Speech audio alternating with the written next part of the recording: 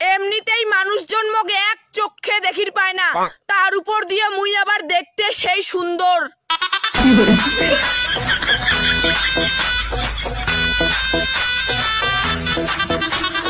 এই একটা জিনিস খেয়াল করছো, বিয়ের পর আমি ধীরে ধীরে মোটা হয়ে যাচ্ছি। মোটা তো হবাই, বিয়ের পর থেকে শরীরের সাথে জোকের মতো লেগে আছো।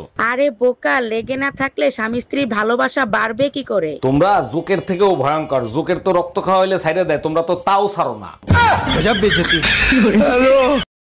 ওই বিথি জামাই যদি একটা বউ থাকা সত্ত্বেও দ্বিতীয় বিয়ে করে, ওই শরীরে পরে কি কয় রে? কে সতীন? আমার তো অন্য কিছু মনে হয়। অন্য কিছু কি?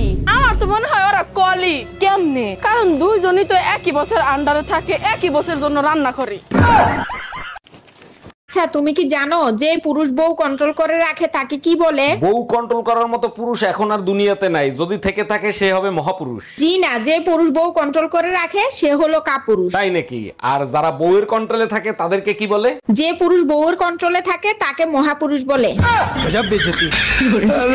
হক মাওলা, আমি হলাম অরুণ বাবা। অরুণ বাবা, অনেকদিন পরে আসলেন, তারপর বলেন কেমন আছেন আপনি? উপরওয়ালা যেমন রাখছে তেমনই আছি রে মা। বাবা, আমার স্বামীর জন্য একটু দোয়া করে দেন, উপরওয়ালা যেন তারেও ভালো রাখে। বিবাহিত পুরুষের হাত উপরওয়ালার থাকে না, বউয়ের কাছে থাকে। বউ যেমন রাখে তেমনই থাকে রে মা। ওই কাচ্চুন্নিরা, তোরা যে কান্দের মেয়েদের একটা ব্যাগ ঝুলাইয়া এমন এমন করে আড়স, একটা টাকা খরচ করস, রিস্কা ভাড়াটা পর্যন্ত দাম করে দিতে হয়, রেস্টুরেন্টে খানা খাইতে গেল বিলটা আমরা দিতে হয়, তাহলে এই বড় ব্যাগটা লইয়া কেন এমন এমন করে আড়স, নেতাগিরি করস না? ভাই, আপনার ভাই প্রায় আমার বোনকে নিয়ে ফুচকা খাওয়ায়, এর বিচার আমি চাই। বলেন কি ভাবি? তা আপনি ফুচকা খাওয়াইতে কয়দিন দেখছেন? আজকেরটা নিয়ে 3 দিন, তাই বিচার দিতে আসলাম। ভাই রোমিও, ফুচকার প্লেট কত করে নিছে? অরুণ ভাই, স্পেশাল ফুচকা খাওয়াইছি 100 টাকা প্লেট। আচ্ছা ভাবি, আপনি এক কাজ করেন, 300 টাকা দেন। দেখো, তোমার সাথে আমি আর সম্পর্ক রাখতে পারবো না। আমি জানতে পারছি তোমার অন্য কারোর সাথে রিলেশন আছে, তাই ব্রেকআপ। দেখো, গরিব হইতে পারি কিন্তু বাপ মা কখনো কারোর সাথে বেইমানি করা শিখায় নাই। 1 মিনিট। হ্যালো, এই তোমার ছেলে মেয়ে বসে আছে, একসাথে খাবে, কই তুমি? আসতেছি। আমার রানী একা একা কি করে?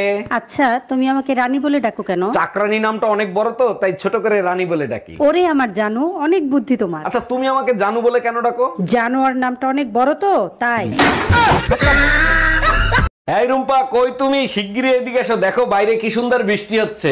এই শোনো, বৃষ্টিতে পোলাও মাংস খাবা না ভুনা খিচুড়ি খাবা? এই ফিস ফিস করে কি কথা বলতিছো? গলার ভলিউম বাড়ায় তারপর কথা বলবা। নতুন বিয়ে হয়েছে তো, কয়দিন যাক, তোর মা বোনকে এক করে ফেলাবো, তখন পুরো এলাকার লোক শুনবে।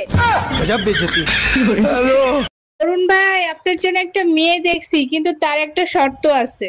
বলেন কি ভাবি? তাই নাকি? আপনি তার সাথে কথা বলেন, আমি তার সব শর্ত মানতে রাজি আছি। অরুণ ভাই, বিয়ের পরে সে কিন্তু শাড়ি পরবে না, টপস আর জিন্স পরবে। আরে ভাবি, আপনি বিয়েটা শুধু করায় দেন, প্রয়োজন হলে বিয়ের পরে আমি শাড়ি পরবো। আচ্ছা, কি পরীক্ষা তোমার? আমার ল পরীক্ষা। কে এই একটা অক্ষরে পরীক্ষা দেবা? কে আরগুলা পরীক্ষা দেবা না? ক খ গ ঘ উম চ ছ খালি ল পরীক্ষা দেবা?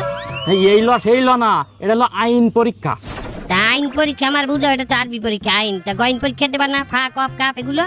আরে চাচি, এই আইন সে আইন না, ওকালতি পরীক্ষা। আচ্ছা ঠিক আছে, সমস্যা নাই।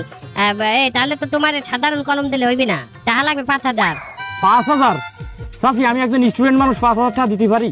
তুমি যখন পাস করে যাবা এই কলম দিয়ে, একাল তো আর স্টুডেন্ট থাকবা না, উকিল হইয়ে তো মানের একসের কাটবা, খাইয়ে না খাইয়া। হ্যাঁ, ভালো কাটিং দেবা না?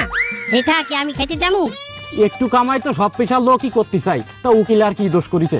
এটা রাখ। এই কলম দিয়ে কি করতে হবে আমার চাচি? কলম দিয়ে তুই খ্যাত কো পাবি। কলম দিয়ে কি হারে মানুষ লেখে না? এইটা দিয়ে তুই লেখবি, ভুলেও যেন তোর খাতায় অন্য কলমের কালি না পড়ে। এই কলমের কালি পড়তে হইবে খাতায়, ওকে? এই নে, এই